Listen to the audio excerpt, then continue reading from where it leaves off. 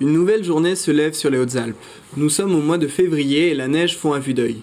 Cette année encore, les mélèzes vont certainement débourrer en avance. Malgré un impact de plus en plus fort du changement climatique sur la forêt, la ressource forestière se porte à merveille. Christophe, responsable à l'Office national des forêts, va nous en dire un peu plus. La forêt française est en expansion depuis plus d'un siècle. C'est lié à la déprise agricole, l'abandon des terres les plus difficiles. Vous voyez ici toutes ces terrasses. Il s'agit d'anciens champs ou de prés qui ont été abandonnés depuis environ un siècle progressivement. On ne prélève en France que 50% de l'accroissement annuel. Les forêts grandissent, les arbres grossissent, et la planète continue de se réchauffer. La stratégie bas carbone, une des politiques de l'État pour répondre à ses engagements climatiques, vise à augmenter la part de bois récolté en forêt d'ici 2050, notamment pour la construction. En fait, si on regarde l'impact carbone, ou en tout cas l'intérêt d'utiliser le bois dans la construction, c'est de pouvoir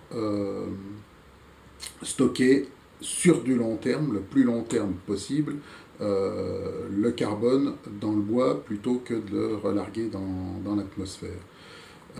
Construire en bois, c'est aussi favoriser une filière. Et si on regarde économiquement ce qu'elle représente, c'est en France 400 000 personnes qui vivent de cette ressource bois. En France, on utilise environ 5% de bois dans la construction pour 35% aux États-Unis ou en Scandinavie. Pour Christophe, ce n'est pas un problème de ressources.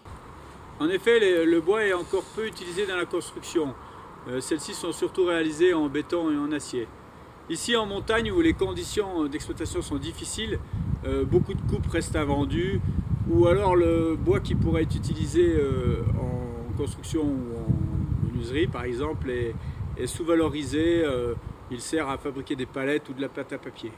La ressource est présente et n'attend que d'être exploitée. Mais quels sont donc les freins qui limitent l'utilisation du bois dans la construction ?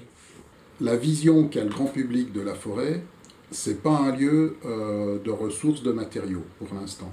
Au contraire, en fait, c'est une image plutôt ludique d'une forêt récréative qui va être contrebalancée par des images, par exemple, de déforestation qu'on voit soit au Brésil, soit en Indonésie. Ça peut être un frein au développement de la construction en bois. Les forêts françaises sont gérées de manière multifonctionnelle pour la production de bois, la protection contre les risques naturels, l'accueil du public et aussi la préservation de la biodiversité. Mais le visiteur de la forêt a beaucoup de mal à comprendre l'intérêt de l'exploitation forestière et on a souvent une déconnexion entre les enjeux et les réactions de la population.